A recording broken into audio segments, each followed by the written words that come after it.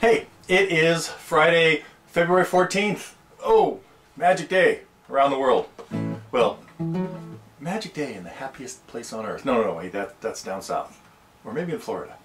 What is going on? I got a few things. This is going to be short because, well, just because. I can't tell you about it right now. I gotta go find a card. Let's see. I'm going to talk a little bit about what came out this week. We had a kind of interesting diversity of songs, and then some pretty cool things going on the forum. I want to talk about some of the questions that people have brought up, and maybe some answers, if not at least some comments. So, running through the songs. Let's see. We continued with Beatles hits.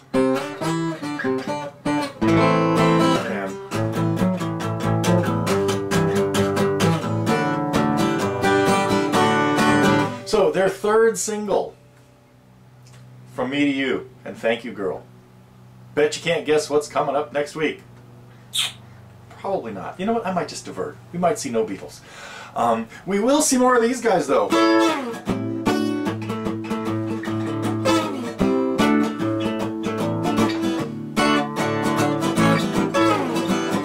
That was fun, and I'm sorry it took me so long to get around to Everly Brothers, because these guys, they laid the groundwork for the Beatles. Now, who knows what the Beatles would have done had it not been for the Everly Brothers, but an important part of the Beatles sound was the harmony that we heard in, well, the harmony that the Everly Brothers brought from family bands back in the 30s and 40s, the Carter family, people like that, the Stanley Brothers, anyway, and carried that through country and into early rock and roll, partly because they had been listening to Elvis Presley and Chuck Berry and stuff like that.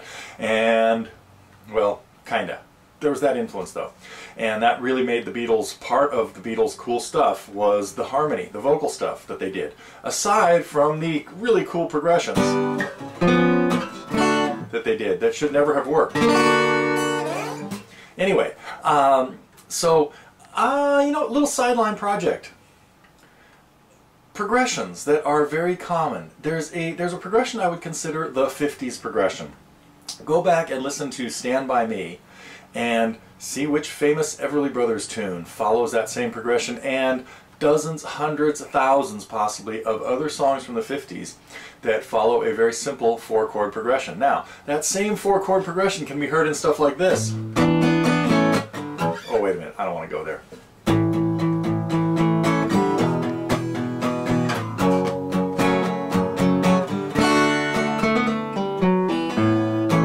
Anyway, so if I ever do a song that uses that progression again, stop me.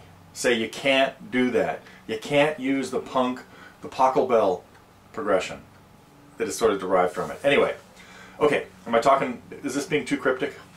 What else do we have song-wise? Oh, JJ!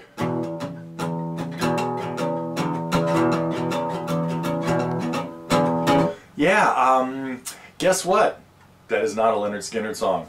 But Bart, I'm glad you glad you recognized it as such. When I mentioned JJ when we first did Crazy Mama, said, you know, you've heard a lot of his songs that you didn't know were his, and probably a lot of people didn't know that this was his.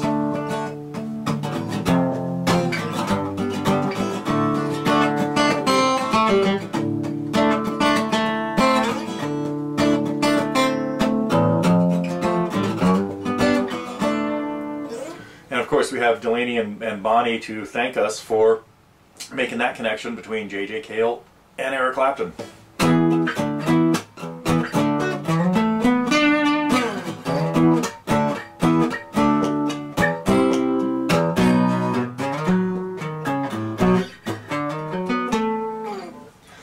Okay, but I divert, like usual. Anyhow, so Call Me the Breeze, really fun, and fun for just jamming along in the key of E. Find your E blues scale.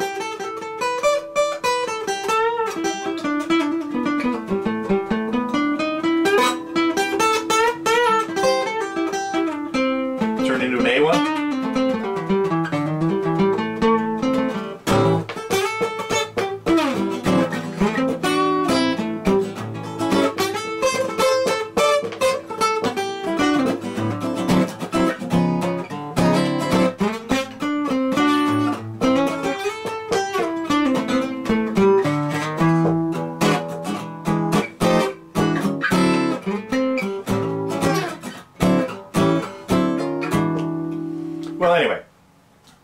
of places with different flavors of blues. A little jazzy there.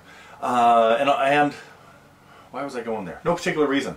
Okay, that's it for this. Oh no, Vanessa, I forgot. This just snuck out just before the news. Wrong Direction. So she is keeping us on top of like the new stuff. Well, relatively new. Passenger. Maybe not quite as new as some of the other stuff. Well, no, this is anyhow, I hope you guys are enjoying that because, you know, we're trying to stay up with the times and bring you stuff. But there it is, another 4-chord progression. That's okay. Sometimes it works. Okay, the other things I want to talk about today are, God, all of a sudden I feel like playing Leo Kottke. Oh, I know why, man.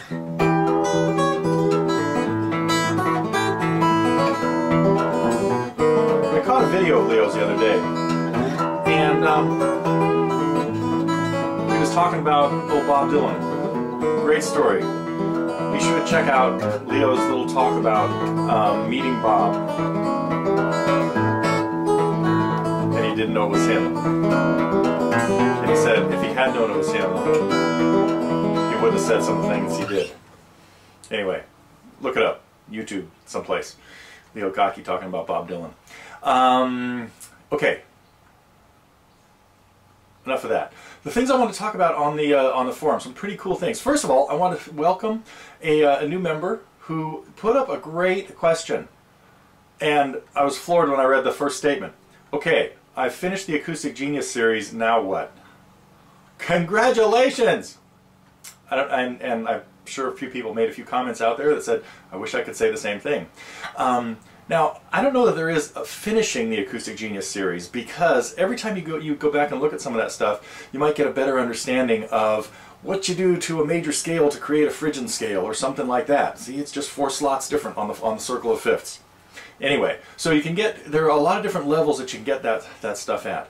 But once you get some of those concepts down and work on techniques, playing with a pick, that's what I would check. Oh, so the other thing, be sure to check out the free beginners series, and then there's the complete beginners course. Now I don't think that's available as like not part of the Target membership, so I would really encourage any new members to think about, or any visitors, anybody who's been buying stuff, you know, one or 2 lessons at a time, or Target Lite, to think about joining the Target program for even just a month. Give it a try, because that's, you know, there's 1,000 times more stuff in there than you can really, well, as we know, it's sort of confusing. Well, I didn't mean to make it a Target plug, but it is one of those things that you know, pick out some easy songs that are simple strumming. What's a 3-4-1?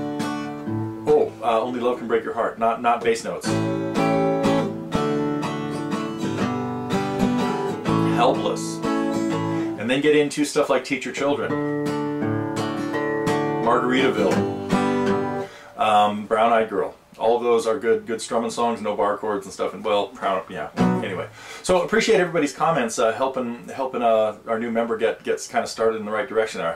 I hope we get updates and keep posted as to what's happening there. Speaking of stuff on the forum, Vanessa and Michelle, unbelievable. That collaboration of what was it, Jason Mraz, I'm Coming Over, was just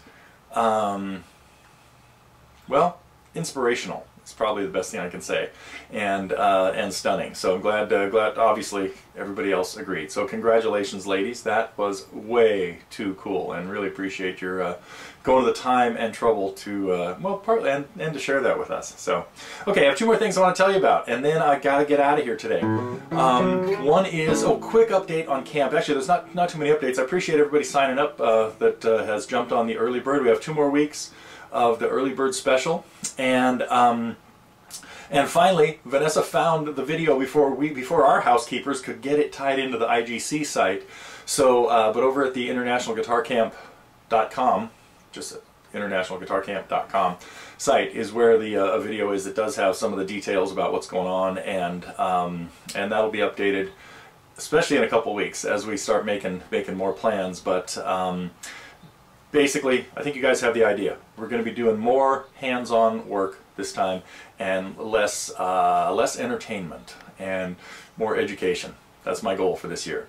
And we do have room for a few more people because we have, I mean, a few more than we had last year, because we've staked out the whole Quaker Center, thanks to Bob and Kathy Runyon, who have thrown other people out of there for us this week. So, or that week in September. September 17th to the 21st. Can't do the math. Yes, Wednesday to Sunday, 21st. Okay. Last thing, Willem, great question. Matter of fact,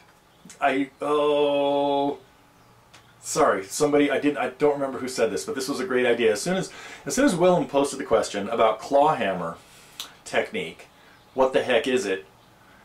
I was about to like get involved and say that, oh, okay, and then I thought, well, this is what I think of it as. I better go to Wikipedia and see what they say about it. Brilliant! So now everybody's on the same page. There are some strict definitions of it. Steve Boffman has one, and comparing it and contrasting it with frailing. My kind of loose interpretation of it, I really think of it as anytime you're doing something with your fingers in the first place, no pick involved, and no finger picks involved, and is not finger picking.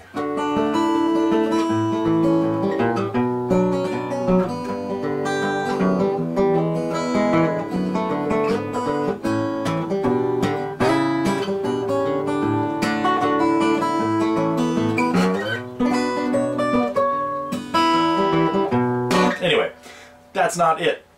But more when you're doing Neil Young type stuff, either with the invisible pick, putting your thumb and your first finger together, something like Old Man, if you play it that way,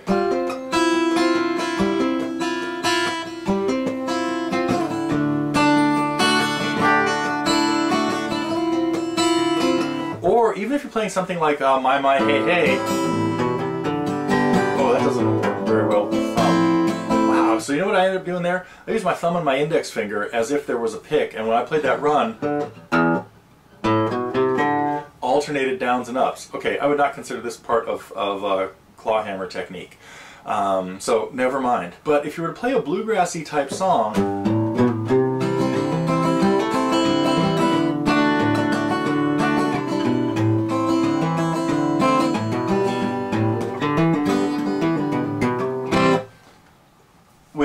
with the invisible pick, or with just brushing with your fingers, Mr. Bojangles.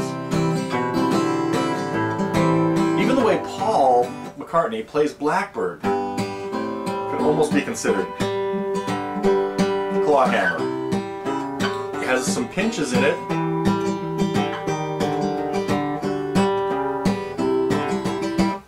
And combinations of strumming. So anyway, so the definition is not really, in my head, is not really cut and dried, as much as using your fingers for something that is not a standard alternating finger picking song. Now you throw in something like this.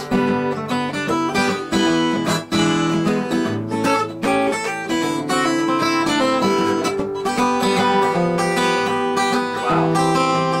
Doesn't work very well. That's much better to do with your fingers. Okay. That, I think, is it. Everything I wanted to talk about. Go figure out the standard 50s progression, because we may see some other songs coming up using that. What else might we see? Next week, I'm going to bring in a song by an artist that's been heavily requested for a long time and have not touched. I think it's going to be next week. I don't know. It depends on if I get enough done today. We'll see. Maybe breaking out somebody that I have not done any songs by yet. We'll see.